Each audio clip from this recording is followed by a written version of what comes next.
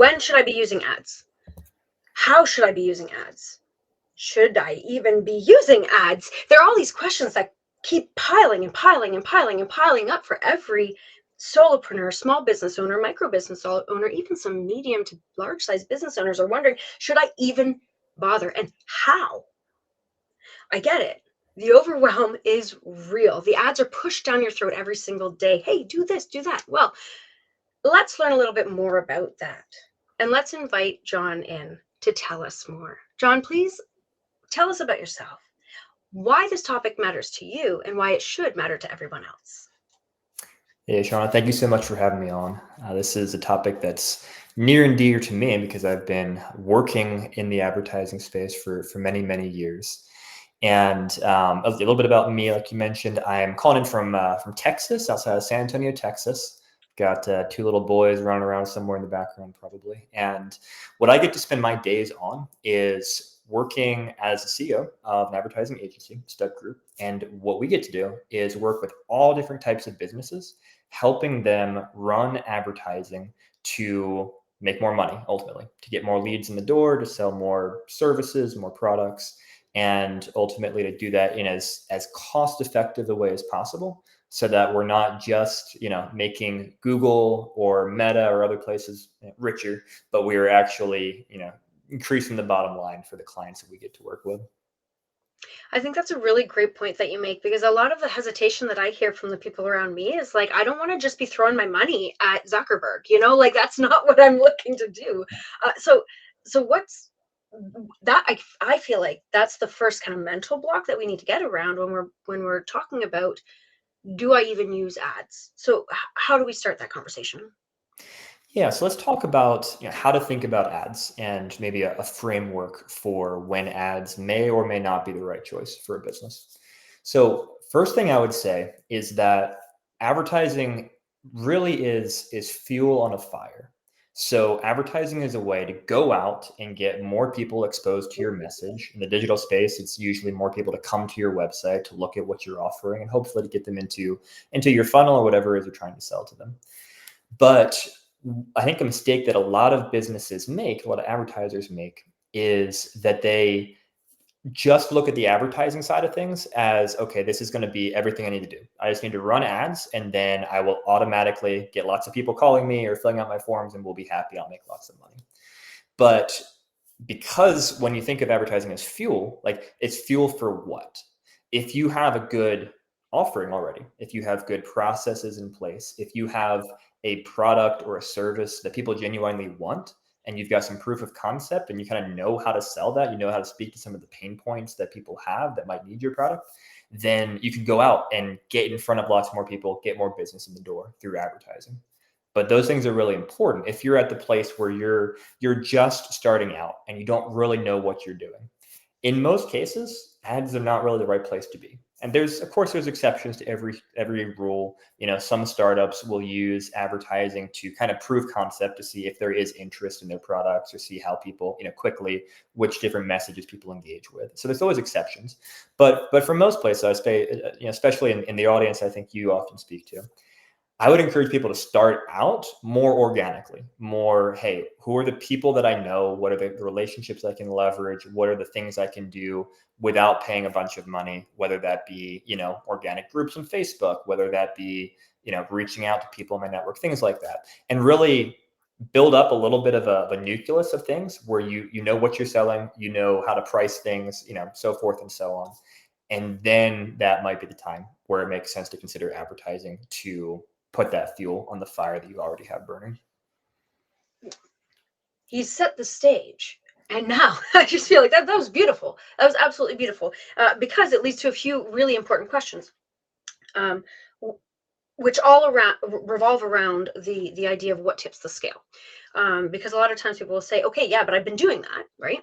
I've been showing up and I have proof of concept. I know what I'm doing, but am I ready? When do I take that leap? And what I've been saying to people, and I don't know if this is 100% right because I am not the ads person, but I am reasonably experienced in the organic marketing aspect of things, is I've been saying, if you have a sustainable, predictable income, then you can move into ads if it makes sense to do so. A lot of times that revolves around the six-figure number. Does that sound right? It does, yes. I think definitely want to highlight what you're saying with the kind of sustainable, at least semi-predictable, income streams, because advertising, generally speaking, it doesn't work overnight. And if you're like, hey, I got a bunch of money this month, but I'm going to throw it at ads this month, and if it doesn't work, well, I'm out of business, or I just don't have money to keep going, then frankly, that's not a good place to be in to try advertising, because advertising, it's about testing. It's about seeing what works. In the Google space specifically, if we want to take some very practical examples, it could be, there's lots of different types of keywords that we could target with your ads that sound relevant. Like when we start, be like, okay, someone searching for this is probably looking for what you do. But some of those are going to convert really well into leads and some aren't. And ultimately, you have to test it and you have to spend money and see for your specific business and your specific market what's working and what's not. And so over time, if you have, like you said, that kind of predictable income where you can say, here's a percentage of money that I can allocate to advertising. It can be consistent. Obviously, if the advertising is working really well, I can grow it over time because it's making me more money. But I can give it some time to actually see if it's going to work. And I think Right. that's really critical. And I would never recommend people to view advertising as like the make it and break it, where, yeah, if this doesn't work this month, my business is gone. That's just too much pressure and expectation to set on advertising, Right. generally speaking. And so I want to kind of touch on another thing before we move on is that the concept of using it for research, because you had mentioned about how startups will sometimes use that to do proof of concept, and I think this is a really important distinction between uses of ads, right? Because you can use ads for market research, which is if you're considering yourself a company, a business, and you're taking yourself seriously, that comes from a different pocket, so to speak. That's coming from your market research pocket, not from your sales and lead gen pocket, right? These are two different aspects of approaching your marketing strategy. So I just wanted to put that out there first so people understand the distinction there. But secondly, I want to bring up something that has been a concern for a lot of my clients, and quite frankly, for myself as well, when it comes to approaching ads. And that is handling the flow that could potentially come from said ads. I'm just going to leave it there. Here's my pie. Yeah. Well, so as an advertiser, I would say my goal is always to create a good problem for our clients. I want them coming to me and saying, "We have too many leads coming in. How are we going to handle this?" And I love having that problem to solve. But yeah, at the end of the day, it is about thinking through your process of, I don't just want people to see my name and see what I do, but what is it that I actually want them to do? So for example, if I have a process in place where, my first conversation with someone who might hire me is going to be a free consultation where I get to meet them, they get to meet me, see if we're a good fit, etc. Great. Well, then we want to think through, that is our call to action that we want to point people to from the advertising, from the page on our website that we send people to, and make it extremely clear. What we don't want to do is have, lots of different call to actions and different things that are going to distract them. They're like, oh, hey, just over here, sign up for our email newsletter. Over here, do this. Over here, do that. Oh, yeah, by the way, here's a free consult. No, you're spending money, and you want a very specific result from that money. And so, the thing is really thinking through, what do you want people to do after they click your ad? And then having a process in place for, hey, we got a lead for you. Awesome. Now what happens? Are you able to quickly call them back if they're filling out a form with their phone number? Or are you able, do you have the capacity to get on the phone with them or to, schedule a meeting with them in the near future? Because if you're at a place where you can't do those things, then you're wasting ad spend. If you're like, well, I've got availability 2 months from now. Well, that most people are not going to take that. They're going to click through, see that, and then leave. Maybe if you're in an amazing place where you're like, oh, it's okay, I still have such high ROI that it's worth getting the few people who will book out far in advance, then awesome. It's all about return on investment, ROI. But for most businesses, in order to really get good ROI on your ads, you need to have those processes really in place so you can quickly deal with the leads that are coming in and do it in a really good and professional and accommodating way. That makes so much sense. And I think that answers a lot of questions that I've heard and that I've had when I look at, okay, well, what's the next step if I choose, yeah, you know what, I'm going to try that out. And what I've written here, just as a concise reiteration of what you said, is to reinforce the workflow that is attached to your specific call to action in order to understand, and that is, of course, within the umbrella of the client's journey. So if that's a choice you choose to take, is jumping into ads, you feel like you're financially stable and ready, that's the consideration you have to make from a sustainability and customer service level, because that would be my main concern, is making sure that the customer service is still top notch. Okay, so no, that's amazing. I feel like that tipped the scales, right? We're now in, okay, friggin' ads. I get so excited because now we're taking action, right? I'm all about the action. I want to get this happening. So I'm trying ads, but I don't understand the analytics. I don't understand which keywords am I supposed to use anyways. You just said that sometimes you think it's the right one and it's not, which is something that happens in organic marketing as well, but it's a different kind of feedback loop, pardon me. And then you fall on your face and you fail miserably. So how do you manage all of this input and actually create success from it? Yeah, that is the important question that I wish more advertisers were asking when they started, because a lot of it are in that mindset of, oh, we're going to throw money at ads and see if it works, but they don't really know what it means to say it worked or not, and they don't know how to track the success of that. And that tracking component is what I really want to hone in on answering your question there, because there are a lot of options that we have to understand what the success of advertising is. Now, it's not perfect, but for example, let's just say we have a simple lead gen website. We want to start running ads on Google. Let's take Google as an example. So the first thing I'm going to do is I'm going to set up tracking on that website for all the actions that I want people to take.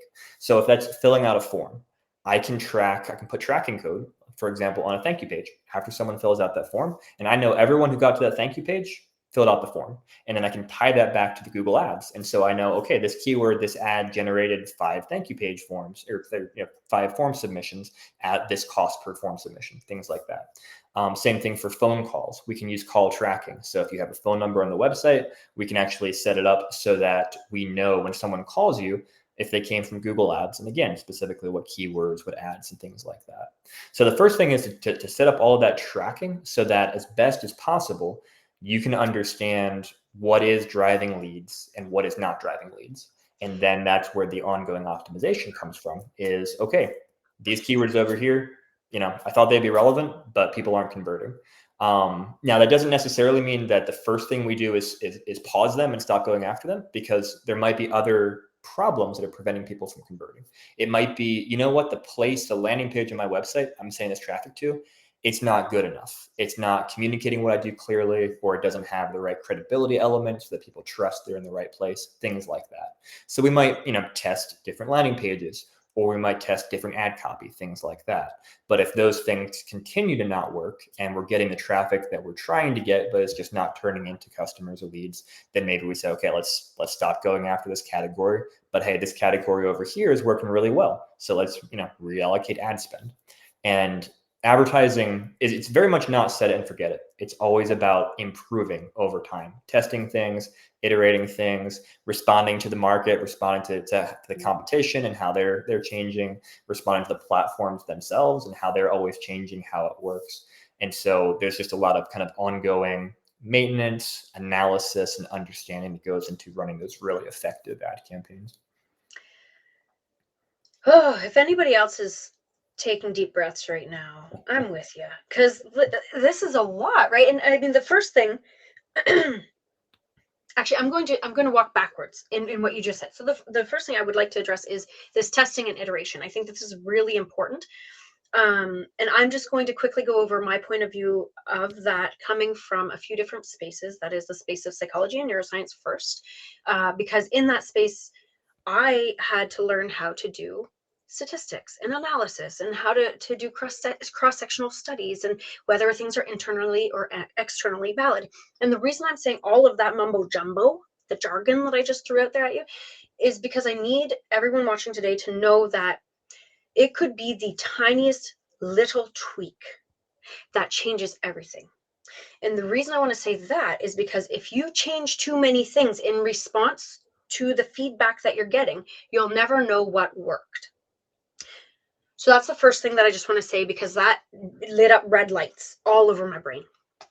And I know something about that for ads. But the second thing that I don't know anything about is you said tracking, and I thought, oh yeah, tracking. We're getting into our KPIs. I've got you. I know how to find analytics on all the socials and all this stuff, but we're not talking about that anymore. I know enough to know that we're not talking about that anymore. So is this something that, like, I'm just going to get to the nitty gritty. Is this something that we should be doing as solopreneurs, micro business owners, or is this something we should be outsourcing? It's a great question. Ultimately, it's something that should be done. And if it's something that a solopreneur can figure out how to do, let's say you pull up ChatGPT and you're like, hey, how do I do this? And it helps you out. Awesome. But if it's not something you want to spend your time or attention on, or just, don't want to do, then there's certainly, third parties, agencies like ours, other people that can come in and take care of that for you. I think it's less important who does it and just more important that you understand why it needs to be done. Because ultimately, as a business owner, it's what's that common what's that famous saying? What gets measured, what is it? What gets measured, it gets improved. Something along those lines. Yeah, Yeah. yeah. I know If what you're you're not, talking about. It's not quite right, yes, but we got it. yes, I'm tracking. I'm picking up somewhere what in you're there. putting But down. it's that idea of, if you don't know what your numbers are in a specific area, then you have no way of improving those numbers over time. Right. And advertising is very numbers based. It's not just numbers. There's an art to it. There's an understanding, like you said, of psychology that goes into it for sure. But at the end of the day, a lot of it is numbers based. It's, this is working, this isn't, this is our cost per lead, things like that. And so tracking those things and being able to know what those metrics are, so that in our case, if a client comes to us and says, hey, this isn't working.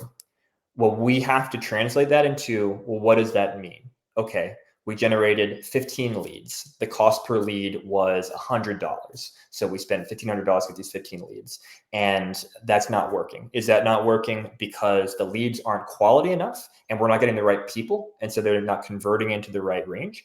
Or is it, no, the quality is fine, but I only have like a $99 thing to sell to them, so I lose money for every one of these. Okay, well then, to improve, to make this work, we would have to get your cost per lead down to here and do these changes, etc. And so numbers is what helps you really make the changes that need to be made to get back to success, whatever that success is that you're looking for. Absolutely. I mean, and this is something I'm constantly telling people: you need the numbers in order to make informed decisions about what you're doing. And at the same time, because of who I am, I have to kick back a little bit, saying that I feel like numbers are the next steps of marketing. Because marketing, we know, is an umbrella, and it starts really with understanding your brand and who you are and who your avatar is. Because if you don't really know any of that, which is the art and science behind it, then you can't really, you could do the other things, but it will be a lot less refined right away, and you may or may not love it. And in my line of work, I want to love it. Like, right? I don't want to just do it for the sake of the numbers. That's how you get to people like, it's on my brain, Daddy Warbucks and Annie. We just talked about kids. We've got kids. It happens. When I'm rich and I've got all the things, but I'm not really fulfilled until you have this other thing. And this is where that start of marketing, the roots and foundation, the sticky part of marketing, that's that art and science you mentioned. The numbers are vital for the next step. Taking it off, so to speak. Build the rocket, take it off. How's that? Absolutely. Yes, you've got to have that creative input to understand, like you said, your audience, what their pain points are, what their needs are, and then the numbers, they help you improve upon that and iterate that. But the numbers don't tell you, oh, this person has this need and they don't even know what that need is. But because I've had that need myself, I can say something in a way that jogs them to say, oh, yes, I do have that problem and you have a solution. And the numbers can't really do that. They can just tell me, okay, is this messaging versus that messaging working better? And then improve upon that over Which time. is I agree, is absolutely important. That can never be understated. Now, testing iteration, I actually want to just step backwards for tracking again, for clarity. Yeah. You can do it yourself. You can hire out. Doing it yourself, though, I'm curious about tech savviness. Like, do you need to be tech savvy? Do you have time? Will you be able to have the time and bandwidth to set it up? And then also, if you make a mistake, like that's something that is a concern for me. So I'm just kind of exploring in the back of my mind the pros and cons so that our viewers can then take that list and assess which outweigh the other. Yeah.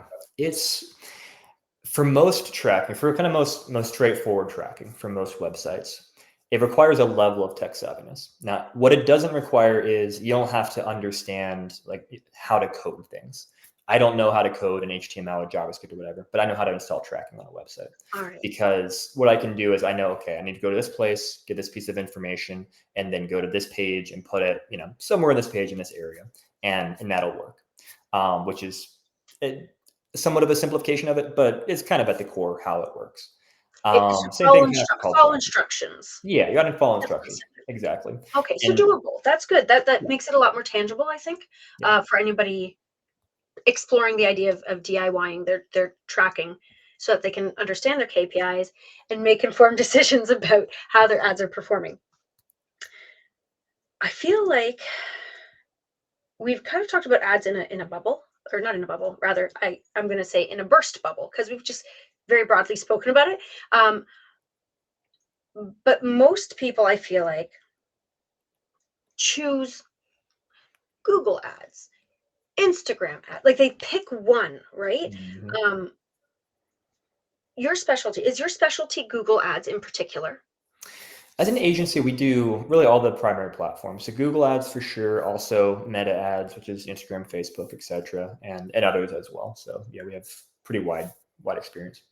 So which do you think performs the best for the smaller business owner who's ready to take the leap, that first step? So let's kind of set a little bit of framework because it definitely depends on a lot of variables. But let's kind of talk through some of those variables. So first variable I would say is, are people searching for what you're offering? If they are searching, search engine is going to be a good place to reach them, often Google. But there are some businesses where people don't really know what they need, or they don't know they need it. And so they're not actively searching. They're not searching in a way that you can really identify them. And so in a situation like that, we have to do what I would call more push marketing, push advertising, which would be something like Meta, on Instagram or Facebook, where you can identify types of people, their interests, things that would make them likely to need what you're selling. And then you can make them aware of what it is that you're selling and say, hey, you do have this problem, or do you have this problem? That kind of thing. So at a very high level, are people searching for you? That's kind of the first thing I look at. Then if people are searching for what you sell, then the next thing I look at is just how much competition, how expensive is it going to be on the Google side of things to show up? Because there are some areas, some industries where, hey, there's just so many people going after it that you're probably not going to be able to run this cost effectively. And most agencies or freelancers you work with, they'll do kind of some projections and research for you, often for free. We'll do kind of free action plans for people just to get a sense for, hey, do the numbers even make sense? Is it possible? How expensive is it going to be? And so that's kind of the second step of things on the Google side of things. And what you might see is hey, some categories of traffic, there's just too much competition, it's too expensive. But other categories of traffic, people searching for things in this way, there's less competition there. So we might be able to make something work. And so that's where you start kind of getting into your strategy on the Google Ads side of things. I feel A like we rule of totally thumb. geeked out there. You said your strategy, and I was like, oh, really? What does this look like? But go on. Yes, absolutely. I would say a rule of thumb to this is a very broad rule of thumb. As with all things, it depends. But for most businesses, I would say if you don't have at least $2,000 to spend on ad spend per month, you probably shouldn't be getting into that platform. Again, there are caveats. We have clients who are spending, under 1,000, and it works great for them because they're in a very small geographic area. There's limited, search traffic they're going after, and they have higher ROI on the searches. But for most businesses, it's really a factor, going back again to the numbers. You have to be able to collect enough data and kind of have enough volume of potential clicks coming through, potential leads coming through, to really prove the concept and see if advertising is going to work for you. And this is true for both Google ads or Instagram ads, Facebook ads, etc. And so for most businesses, I kind of use that 2,000 as a rule of thumb, of saying, if you can't do that, and obviously it's not going to break the bank and put you out of business for spending that $2,000, then you're probably not at a place yet where you can start. And again, there will be some industries where I'll say 2,000 is not enough because traffic is so expensive here. That's not enough to get the amount of data. And again, that goes back into the kind of the projections and things that we'll put together for people. But general rule of thumb is somewhere in that 2K range as a minimum. And I know a lot of people are just choking on their tongue right now with that number. But it's important to understand, and that's why I started out with that concern of, when am I going to be ready, right? Yeah. And I think that's a really important conversation that needs to be had. Now, that said, I have asked you so many questions today. I have completely picked your brain, and we have just bathed in the richness of your knowledge wealth, and I appreciate you so much. However, I know that tap is not dry. So I'm going to give you a minute to think about this, but I'd like you to share one more piece of value to our audience, whatever you think that they need to hear after all of that, because I know that we need to hear something. I'm going to leave you to think about that. And in the meantime, everyone here, remember that these conversations are happening weekly. So subscribe so you don't miss the next one. Come back and ask us questions. We're not going anywhere. We like to support you. We like to help you. And we want to further this conversation. No gatekeeping, no closed doors. We just want everyone to thrive in the best way possible. Now, I'll get off my soapbox. I'm going to give you the floor, John, and let the people know what they need to hear. I'm going to go super tactical with this. So this would be for anybody maybe who's doing Google ads right now, or is going to start doing Google ads. Look at what they call your search terms in Google ads. And this is different than keywords. So when you start your campaigns, you get to enter keywords into Google saying, hey, I want traffic that's searching for these types of things. But then what Google goes and does is they give themselves a lot of flexibility to match all different types of searches to those keywords. And so you might think you're getting one type of traffic, but until you look at your search terms reports, you don't really know what you're getting. And this is one of the biggest mistakes that I see kind of DIY advertisers make, is they're wasting tons of money because what they're actually paying for is not relevant to them and it's different than what they think they're paying for. So just dig into that search terms report and see what you're actually paying for. That's amazing. Like, truly, I mean, I can't imagine somebody looking at their keywords and thinking this should be working and wondering why not. But there's more than just your knowledge wealth to offer here. So I'd like you to talk a little bit more about this complimentary consultation call that you have. Yeah, absolutely. So anybody listening and watching to this, feel free to go to our website, stepgroup.com, and we do a free consultation where if you're already running advertising, we'll look at what you're doing and kind of, give you a grade on it, give you our ideas of what's working well, what's not, maybe what we would do differently if we see opportunity to perform better for you. And then if you're not doing advertising, you're kind of in this place we've talked about a lot today where you're saying, hey, should I take the next step? Is this the right fit for me? We can help you with that. Have a very honest conversation, run some of those projections and numbers, and either say, hey, we don't think this is the right fit for you yet, or say, hey, you know what? Based upon the information you've shared, I think this could work well, and here's what an action plan would look like to execute on. That's invaluable, truly. I mean, I couldn't imagine, thinking about all of the ways that I could possibly improve my business and having ads be on that list, but really just going, I don't even know where to start. Well, when you have a John in your back pocket, you can figure that out. And that's, I mean, who doesn't want that? Who doesn't want the certainty of knowing, yeah, you know what? You got a chance. Or, hey, man, save, do this instead. Now with that, if you have any other questions about before you get into the whole ad spend type of thing, make sure that you reach out to me. Go to www.shaunalee.com. That's SHAUNALEIGH.com, and reach out to me too, because you get to talk to me almost any time. I have a scheduler on there, and I've always got time for my people. So with that, I hope you have a great rest of the day. We will chat soon. See you later.